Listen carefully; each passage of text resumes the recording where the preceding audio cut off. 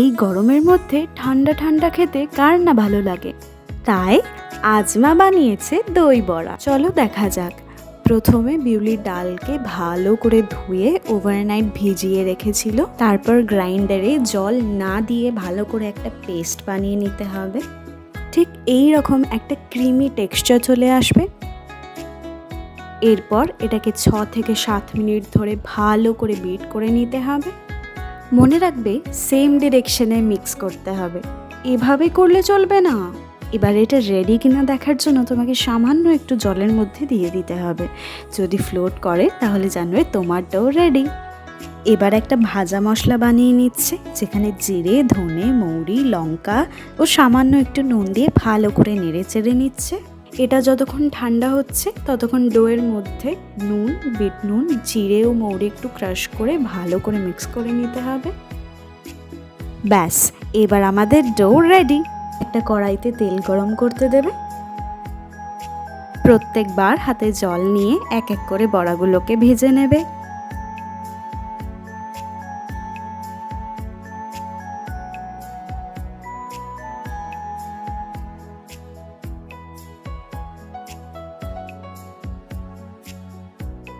এবারেও same process repeat হবে। কি সুন্দরভাবে ফুলেছে না? ওই যে ভাজা মশলাটা ঠান্ডা হয়ে গেছে। দেখো, এটা একদম পাউডার বানিয়ে নিল। এইবার একটু বড় সাইজের বোল নিয়ে তাতে একদম লিউকওয়ার্ম ওয়াটার, চিনি, 2 রকমের নুন দিয়ে ভালো করে মিশিয়ে তাতে বড়াগুলোকে এক এক করে দিয়ে দেবে। বড়াগুলো এখন একটু ভিজুক, এটা এখন ঢাকা দিয়ে রেখে দাও।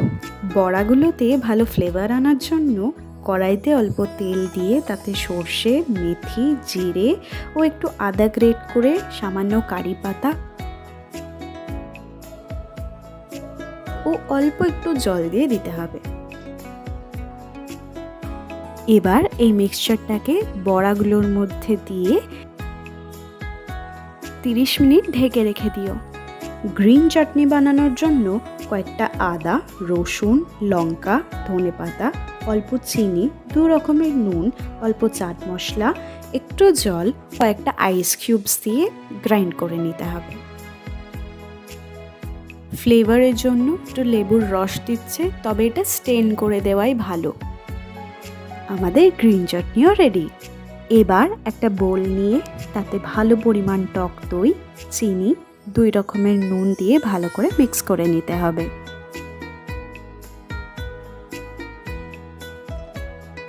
এবার আইস কিউবস দিয়ে দিচ্ছে। এই আইস কিউব দিলে দইয়ের মধ্যে একটা ক্রিমি ভাব আসে। 30 মিনিট বড়াগুলোকে ভিজিয়ে রাখার পর এক এক করে হাত দিয়ে চিপে রসটাকে বার করে আলাদা পাত্রে তুলে রাখতে হবে।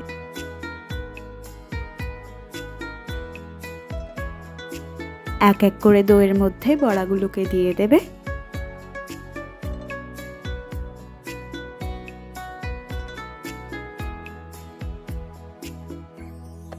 তারপর কিছুক্ষণ ফ্রিজ করে রাখতে হবে। And now you're ready to serve.